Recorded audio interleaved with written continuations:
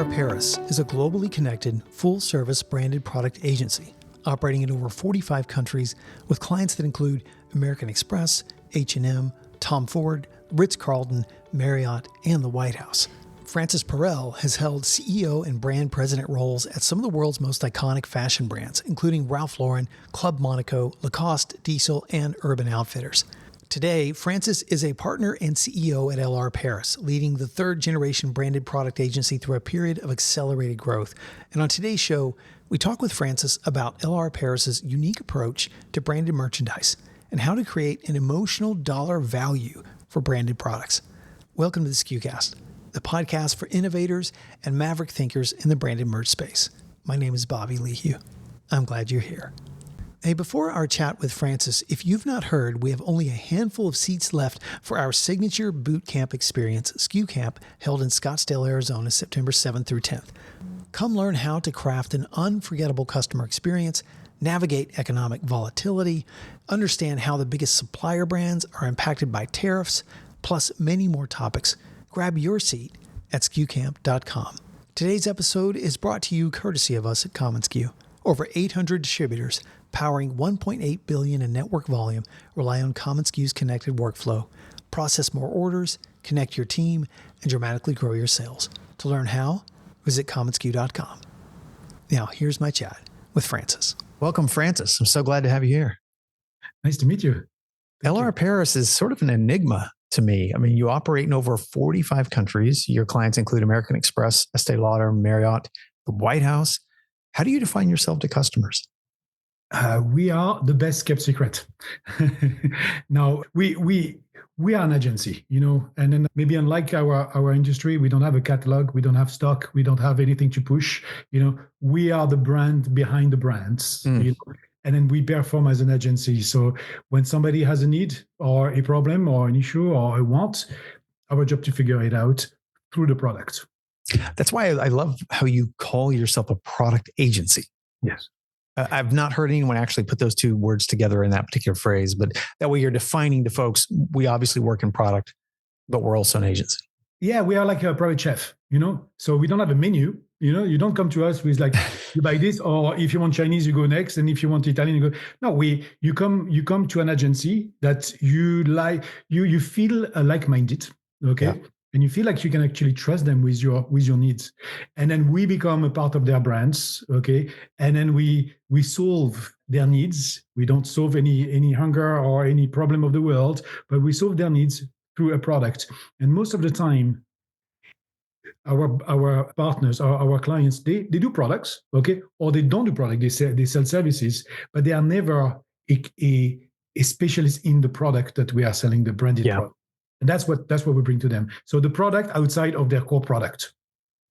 One of the interesting things that intrigued me about talking to you is that you don't fit in any clear categories within the industry, the traditional industry, so to speak. So it was hard to define whether you're a manufacturer or wholesaler, whether you work direct with clients or whether you work through distributors. And it maybe sounds like a little bit of all the above. Can you give us a glimpse into share a project or something you've done that sort of gives us an idea of who you are? Yes. I'm not going to tell you exactly who it is, but very big cosmetic brand. Okay. To a very big group of cosmetic. Okay. They, like cosmetic, they're very into like influencers. There was a time where they were advertising in magazines. You don't advertise in magazines anymore. You just, you go to the influencers, and then it's the race to impress them more and more. Okay. So this brand, they come to us and they say, look, for holiday, we want our influencers to receive a trunk, a beautiful. Now, if you go on Instagram, you're going to figure out who I'm talking about. But a beautiful trunk in which we are going to give you two of the boxes that we already have, a big one and a small one. And inside, I want you to put some of the products that we have.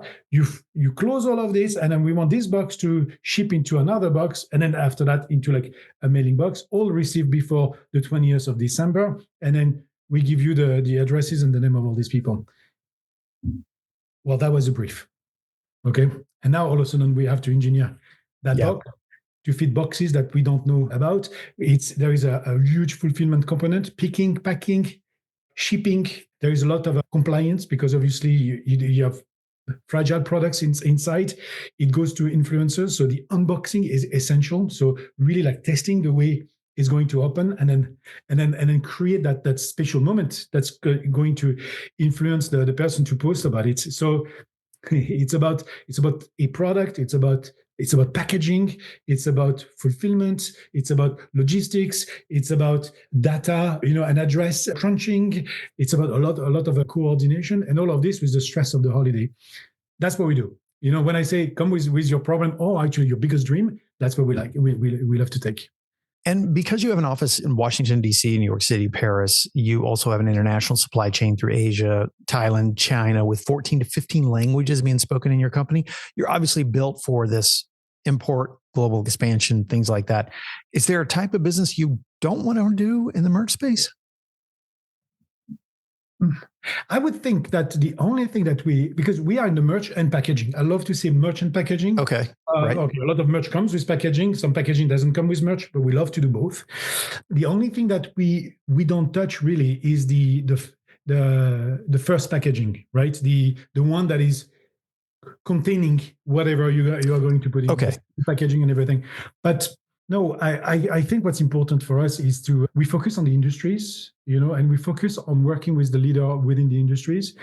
One, because we want to be specialists within some industries, but at the same time, we want to cross-pollinate across the industry. So what's good for cosmetic could be applied to legal. Right. What's good for legal and gifting for a very high-end client could be good for loyalty programs, and then so we cross-pollinate and then we share this know-how without revealing any secret from one another, but we share it within our clients that are not in direct competition. Yeah.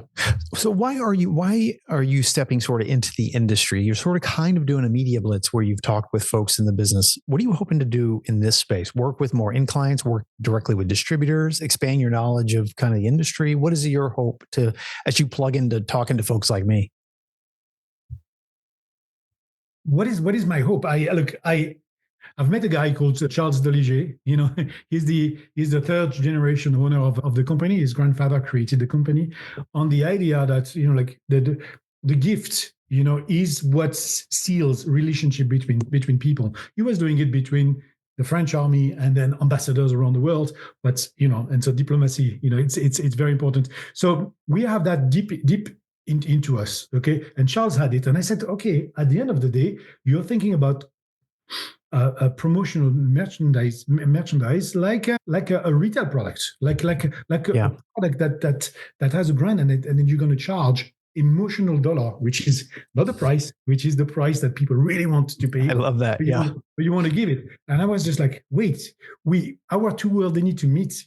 That's what I did, for my living. Okay. But that's the way you think. Let's put these two things together, and we could bring that to our clients. My marketing team, they say, often the swag product, they call them à la poubelle. I don't know if you've seen that on the Instagram. And à la poubelle means in French in the trash. Okay, so if I do a product and I put your brand on it, and then the whoever is going to receive it, they're going to put it in the trash or they're going to leave it behind. That is a failing industry. Okay, that is an industry that exists, a business that exists, but is not going to resist the need for sustainability, the need for return on the ad spend, the need of priorities of investments. None of that. So we want to approach it in a way where, when we do something for your brand, your client is going to want to put it on their coffee table. Yeah. They are willing to put it on their desk. They are willing to put it on their back. They are willing to take them on vacation with them. They are willing to steal it, from somebody else. But I really want it. Right. It always reminds me, when I was a kid, Coca-Cola was so strong, and the dream of every kid was to have this Coca-Cola t-shirt or the sweatshirt or the records. There are special records. You couldn't buy them, and that's for me, that's merch to its at the peak. Yeah. So you kind of see the swag industry as an industry you can step into, disrupt, and actually create a bigger impact. Yeah. Well, not everything is bad in swag. I'm not saying this, right? It solves a lot of like an entry price point, readiness of the product, but the offer is so wide. I think we are not distributing the swag. We use other people to bring it to us. We do like more custom products, but when we need it, we curate. Okay, and we think that's again why we're an agency, because in the ocean of offer, we curate. Yeah. Okay. We curate not to the more expensive or to the cheapest. We curate to exactly what we know that you need, Mr. Client. I mentioned this in my intro, and you have a fascinating fashion background. So it's really interesting to talk to someone like you who's stepping into this space with a fashion background.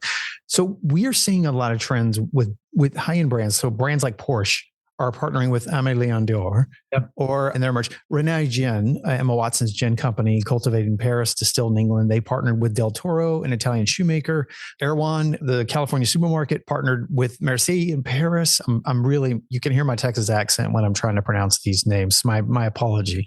As a former fashion executive, what do you make of the current landscape where couture brands are partnering with boutique retail brands to create merch? What do you make of that?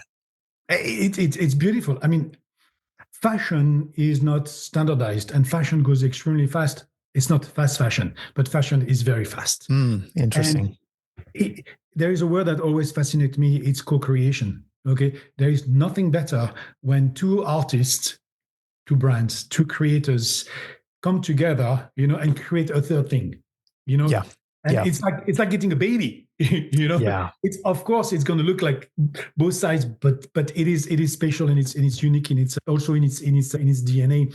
And I think creative people, they don't mind. Creative, confident people, or brands that know exactly who they are, they don't mind sharing.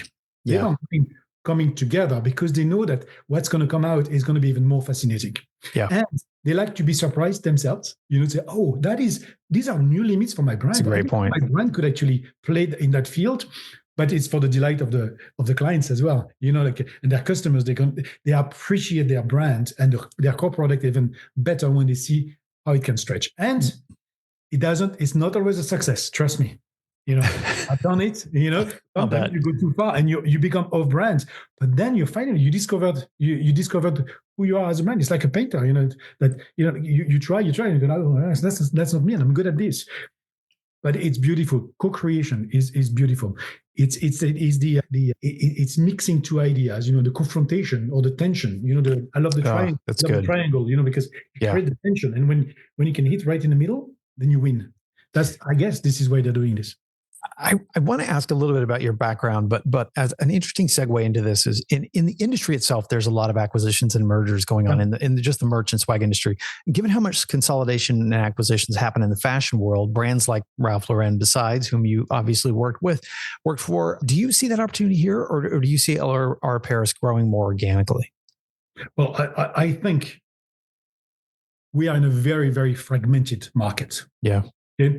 You go from mom and pops, from their garage, you leveraging all the modern tools, so giving a great service, but mom and pops, to mid-size. I would say we are part of the mid-size with the specialties, and then to giants that have become very inflexible. Buy my stuff the way I'm telling you, otherwise, I'm not going to do business with you. And then the small guys that don't have access to all the. So I think there is a necessary consolidation that is going to happen. Is the big going to eat the medium? I don't think so. I think the medium are going to eat each other, and then the small, they might just die, just by themselves. Yeah.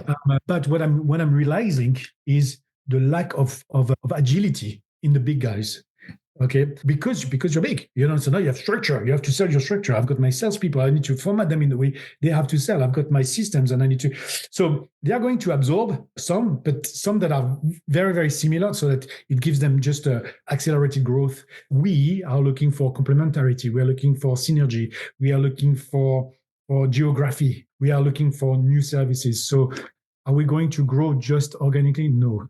We absolutely want to grow. Acquisition, partnership, co-creation, collaboration, absolutely. Okay.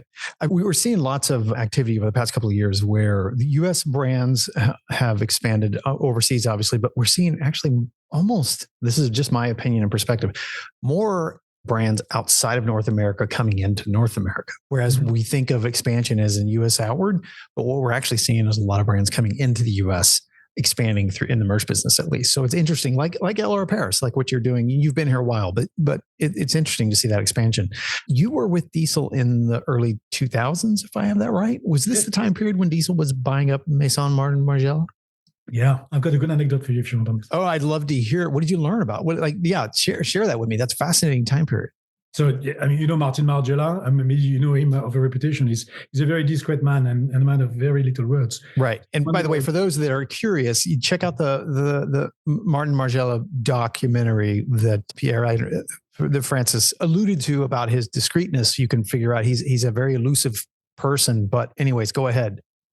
So I was already based in New York, and then was working for Diesel. The headquarters was in Italy. And one Friday, I received a call and said, okay, Martin Margiela is going to be in New York, okay, and we want you and you only, to take him on a tour to show him some specific streets of the city, for him to tell us where we should open the first store in Manhattan.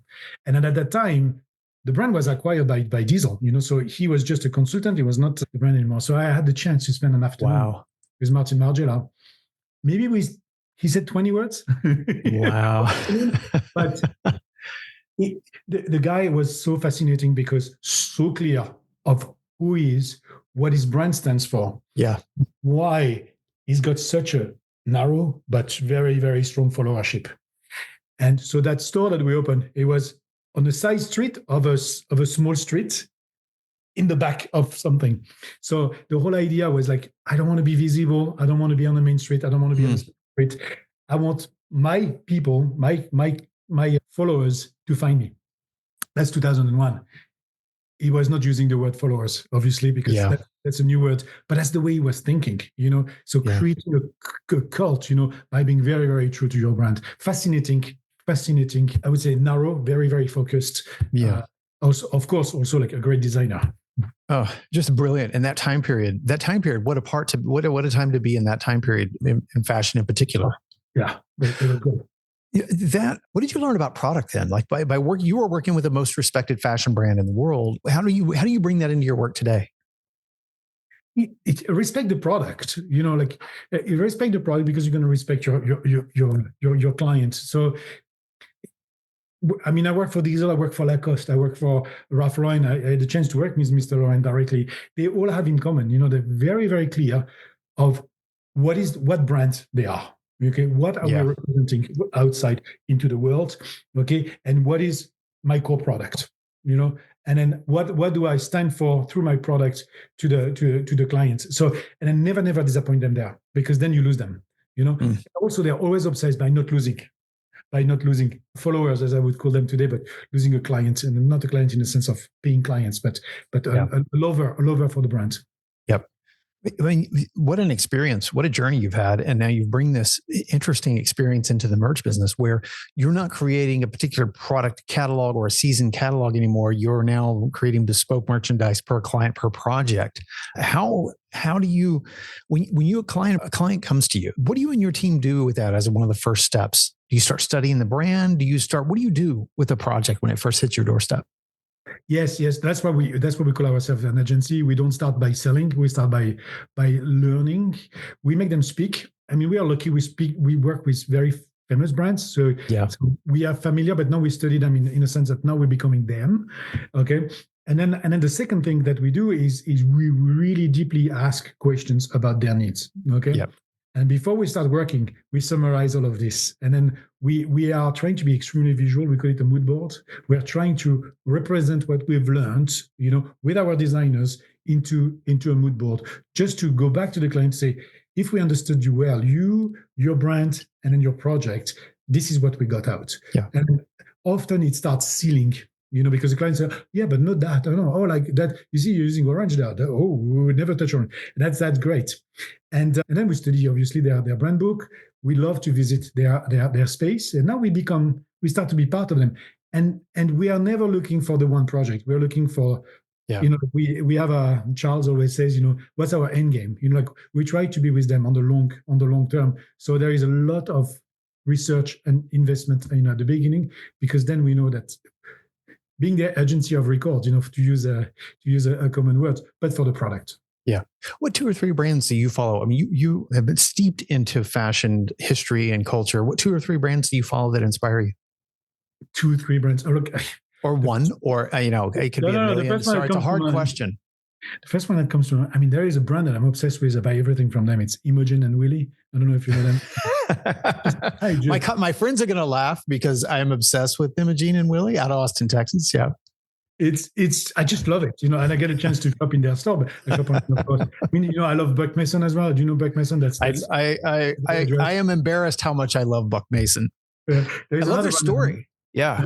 Great story. Another brand that I'm obsessed with is Made In. You know, Made In, the pots and then the plates and then the glasses. Say it again.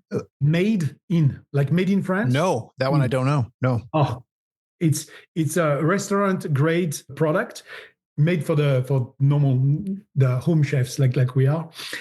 I love their marketing. I love their product. The curation of the product. They give you one wine glass, one for the red and then one for the white, but it's just perfect. I love it. Do the same with the plates and everything. And then I love some distributors, Skims, for example, it's controversial, but I don't know if you heard about Malbon Golf. It's like how to make golf cool again, and they make super, super, super cool stuff. Love it. And of course, of course, Ralph, because it's always true.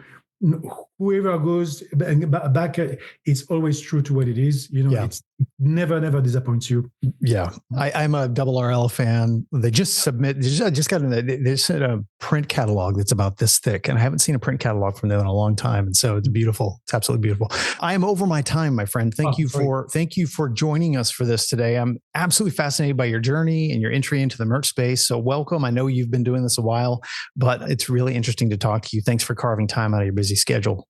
Thank you very much. Thank you for having me. It was fun.